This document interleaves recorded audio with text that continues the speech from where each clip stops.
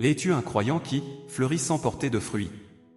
Voici le secret spirituel que Jésus nous enseigne.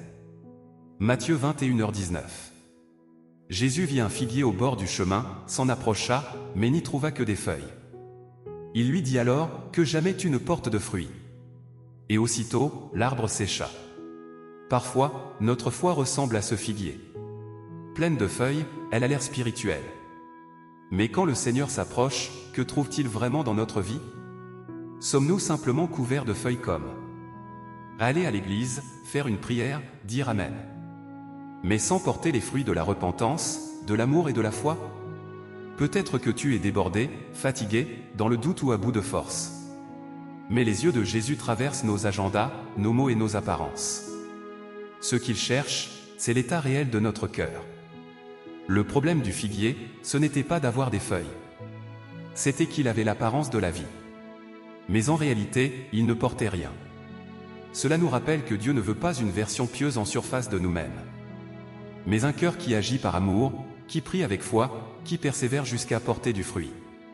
Foi et prière. Tu es peut-être dans la confusion, l'épuisement, ou tu doutes de la réponse de Dieu. Mais Jésus nous montre que la foi et la prière sont nos armes les plus puissantes.